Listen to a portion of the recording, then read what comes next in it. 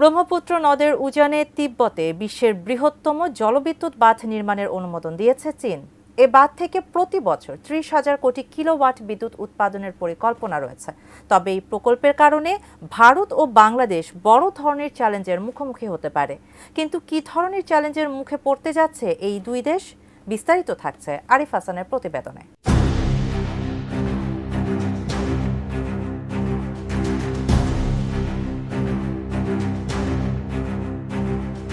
ভাটি অঞ্চলে ব্রহ্মপুত্র নদের উপর নির্ভরশীল ভারত বাংলাদেশের লক্ষাধিক মানুষ। নদীর এই জলের প্রবাহ শুধু তাদের জীবনযাত্রার সঙ্গেই যুক্ত নয়, বরং তাদের সংস্কৃতি, অর্থনীতি এবং ভবিষ্যতের সঙ্গে ওতপ্রোতভাবে জড়িত। কিন্তু এই নির্ভরতা এখন এক নতুন সংকটের মুখোমুখি। তিব্বতে ব্রহ্মপুত্র নদের উজানে চীন যখন বিশ্বের বৃহত্তম জলবিদ্যুৎ বাঁধ নির্মাণের অনুমোদন দিল, তখন এই অঞ্চলের মানুষদের মনে নতুন উদ্বেগ দানা বাঁধল।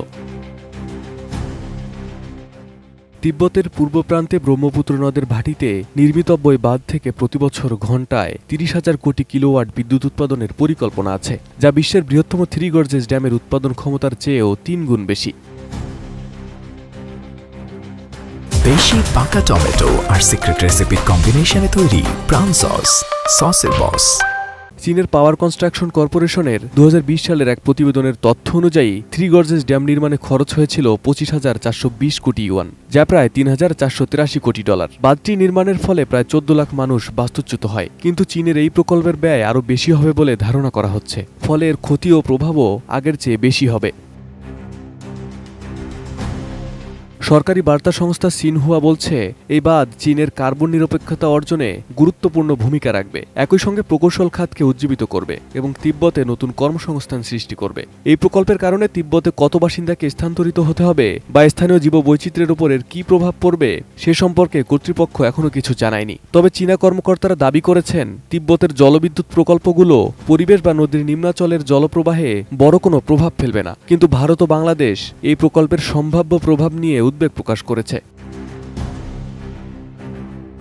বৃহত্তম এই বাঁধ নির্মাণের ফলে ভারত ও বাংলাদেশের জন্য বেশ কয়েক ধরনের চ্যালেঞ্জ দেখা দিতে পারে। চীন বাঁধ নির্মাণের মাধ্যমে ব্রহ্মপুত্র নদের জলপ্রবাহ নিয়ন্ত্রণ করতে সক্ষম হবে। এতে ভারতে বিশেষ করে অরুণাচল প্রদেশ ও আসামে এবং বাংলাদেশে শুষ্ক মৌসুমে পানির প্রবাহ উল্লেখযোগ্যভাবে কমে যেতে পারে। ফলে পানির ঘাটতির কারণে কৃষি, মৎস্য এবং জীবিকা নির্বাহে নির্ভরশীল মানুষজন মারাত্মক ক্ষতির সম্মুখীন হতে পারে। এছাড়াও বর্ষার সময় বাঁধ থেকে হঠাৎ অতিরিক্ত পানি ছেড়ে দিলে নদীর ভাটি অঞ্চলে, বিশেষ করে আসাম ও বাংলাদেশে ভয়াবহ বন্যা সৃষ্টি হতে পারে। সেই সাথে বাঁধ নির্মাণের ফলে নদীর স্বাভাবিক পলিপ্রবাহে বাধা সৃষ্টি হবে, যা ভাটি অঞ্চলে নদীর নাব্যতা কমিয়ে দিতে পারে, যার কারণে বাধাগ্রস্ত হবে বাংলাদেশের নদীগুলোতে পলির স্বাভাবিক প্রবাহ। ফলে এই অঞ্চলের কৃষিজমি উর্বরতা হারাবে এবং পানিপথে নৌযান চলাচলে বিঘ্ন ঘটতে পারে।